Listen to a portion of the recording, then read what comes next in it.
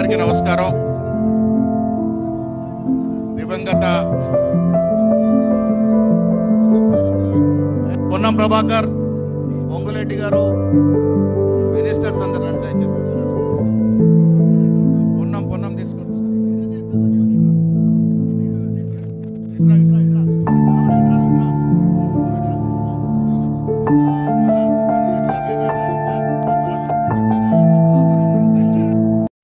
అందరికీ నమస్కారం. మహానేత శస్త్ర సంకేత పరంగా 21వ శతాబ్దంకి పోవాలని కలలు కని యావత్ ప్రపంచ దేశాలతో పోటీ పడే విధంగా భారతదేశాన్ని తీర్చిదిద్దినటువంటి మహానాయకుడు రాజీవ్ గాంధీ వారికి నివాళులర్పించేందుకు మంత్రులు, ఎమ్మెల్యేలు, ఎంపీలు, చైర్మన్లు అందరికీ రావడం జరిగింది. 18 ఏళ్లకే ఓటు హక్కు ఇచ్చి యువతరాన్ని దేశ నిర్మాణంలో భాగం కల్పించిన మహానేతకి ఇవాళ మనస్ఫూర్తిగా కాంగ్రెస్ పార్టీ ముఖ్యమంత్రిగా నివాళులు అర్పిస్తూ ఉన్నాం. ఇప్పుడు ముఖ్యమంత్రి గారు వారికి నివాళులు అర్పిస్తారు.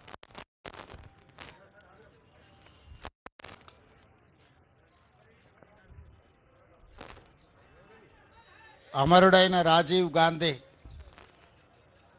ఈ దేశ యువతకు స్ఫూర్తి. ప్రజాస్వామ్య పరిరక్షణలో, దేశ సమగ్ర కాపాడడంలో శ్రీ రాజీవ్ గాంధీ అమరులైన.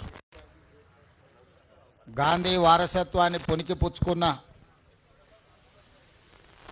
రాజీవ్ గాంధీ గారు ఈ దేశంలో పారదర్శకమైన పరిపాలన అందించాలి అంటే సాంకేతిక నైపుణ్యాన్ని జోడించాలి. సాంకేతిక నైపుణ్యాన్ని జోడించినప్పుడే ప్రభుత్వం యొక్క నిర్ణయాలు, ప్రభుత్వం యొక్క సంక్షేమ పథకాలు చివరి పేదవాడి వరకు చేరుతాయని సంపూర్ణంగా విశ్వసించారు.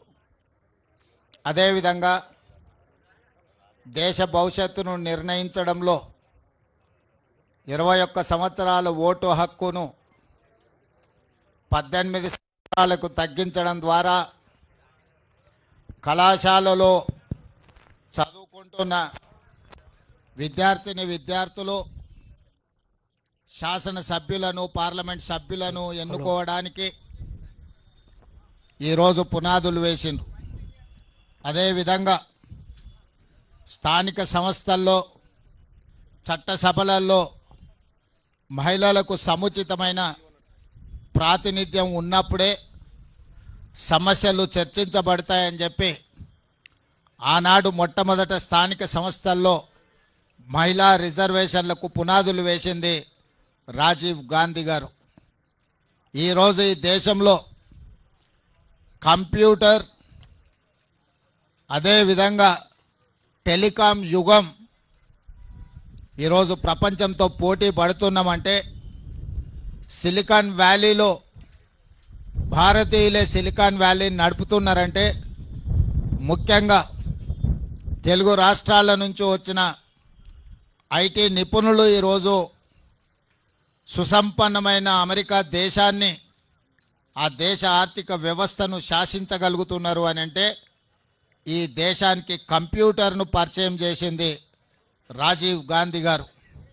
అదేవిధంగా టెలికాం రంగంలో విప్లవాత్మకమైన మార్పులు తీసుకొచ్చి ఈరోజు టెలికాం రంగాన్ని శామ్ పిట్రోడా వారి యొక్క పరిజ్ఞానాన్ని దేశానికి పరిచయం చేసి టెలికాం విప్లవం తేవడంతో ఈరోజు డేటా సెంటర్లు కానీ, జీసీసీలు కానీ, ఐటీ కంపెనీలు కానీ హైదరాబాదు నగరంలో ఈనాడు నిర్మించిన హైటెక్ సిటీ వారి ఆలోచనను స్ఫూర్తిగా తీసుకొని పివి నరసింహారావు గారు ఆ రోజు మనకు ఈ రాష్ట్రానికి ఇవ్వడం జరిగింది.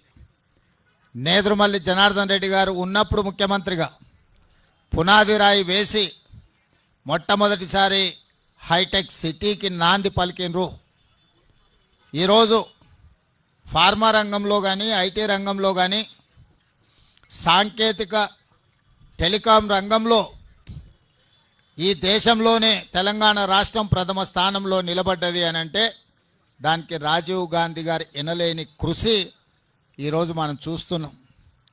స్థానిక సంస్థల్లో ఆనాడు రాజీవ్ గాంధీ గారు ఇచ్చిన మహిళా రిజర్వేషన్, ఆ స్ఫూర్తితో శ్రీమతి సోనియా గాంధీ గారు రాజ్యసభలో చట్టసభలకు మహిళా రిజర్వేషన్లు ఇవ్వాలి అని యూపీఏ చైర్పర్సన్గా బిల్లును ఆమోదించడం జరిగింది.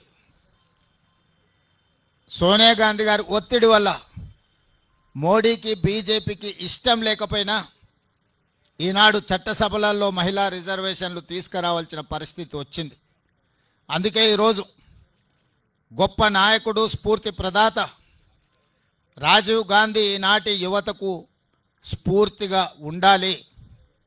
అంత గొప్ప స్ఫూర్తిని అందించిన రాజీవ్ గాంధీ గారు తెలంగాణ రాష్ట్ర పరిపాలనకు గుండెకాయ లాంటి సచివాలయం ముందలో వారి విగ్రహాన్ని ప్రతిష్ఠించుకొని వారి స్ఫూర్తిని తీసుకొని పరిపాలనను కొనసాగించడమే కాకుండా వారి యొక్క ఆలోచన మేరకు పేదలకు సంక్షేమాన్ని అందించడమే కాదు, తెలంగాణ రాష్ట్రాన్ని సాంకేతికంగా, ఆర్థికంగా బలోపేతమైన రాష్ట్రంగా తీర్చిదిద్దడంలో మేమందరం, మా మంత్రివర్గము, కాంగ్రెస్ పార్టీ సంపూర్ణంగా ముందుకు వెళ్తుంది. వారిని ఆదర్శంగా తీసుకొని వారి విగ్రహాన్ని ఇక్కడ ప్రతిష్ఠించుకొని కోట్లాది మంది భారతీయ యువకులకు రాజీవ్ గాంధీ స్ఫూర్తిని ఈరోజు మనం నింపగలిగినము. అందుకే ఆ నాయకుడిని ఆదర్శంగా తీసుకొని తెలంగాణ రాష్ట్రంలో పరిపాలన కొనసాగిస్తున్నాము. వారి స్ఫూర్తితో సంక్షేమాన్ని, అభివృద్ధిని, అదేవిధంగా బలహీన వర్గాలకు 42% రిజర్వేషన్లను, అదేవిధంగా ఎస్సీ ఉపకులాలలో వర్గీకరణను, ఇలాంటి దీర్ఘకాలికమైన సామాజిక సమస్యలకు కూడా ఈరోజు మన ప్రభుత్వం పరిష్కారం చూపిస్తున్నది. హైదరాబాద్ నగరాన్ని ప్రపంచంతోనే పోటీ పడే విధంగా ఈరోజు ఫ్యూచర్ సిటీని నిర్మించుకోవడమే కాదు, మూసీ నది ప్రక్షాళనకు ఈరోజు శ్రీకారం చుడుతున్నాము.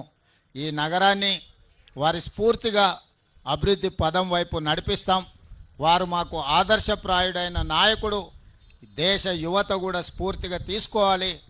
వారిని స్ఫూర్తిగా తీసుకొని ఈనాడు శాసనసభకు పోటీ చెయ్యాలి ఎన్నికల్లో అంటే 25 సంవత్సరాలు నిండి ఉండాలి.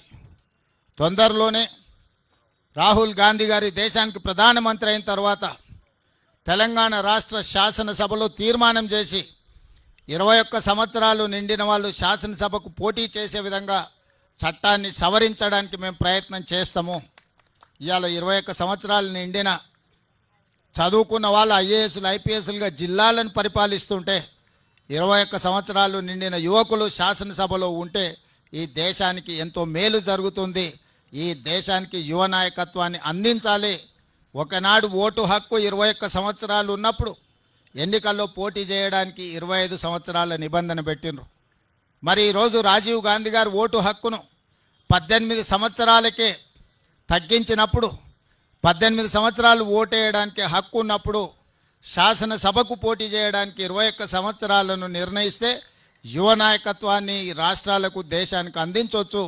పార్లమెంటులో 25 సంవత్సరాలు పోటీ నిబంధన ఉన్న శాసనసభలో 21 సంవత్సరాలకు తగ్గిస్తే తప్పకుండా యువతకు అవకాశాలు మెరుగవుతాయి. ఆ దిశగా తెలంగాణ రాష్ట్ర శాసనసభ తప్పకుండా ప్రయత్నం చేస్తుంది. ఈ కలలన్నీ సాకారం కావాలి అని అంటే ఈ దేశానికి రాహుల్ గాంధీ గారు ప్రధానమంత్రి కావాలి. అందుకే రాజీవ్ గాంధీ స్ఫూర్తిగా రాహుల్ గాంధీ గారి నాయకత్వంలో పనిచేయాలని మేమందరం ఈరోజు ప్రతిజ్ఞ తీసుకొని బయలుదేరుతున్నాం. తప్పకుండా రాహుల్ గాంధీ గారిని ఈ దేశానికి ప్రధానమంత్రిగా చేసే వరకు మేము ఎవ్వరము విశ్రమించబోమని తెలియజేస్తూ మీ అందరి దగ్గర సెలవు తీసుకుంటున్నాను.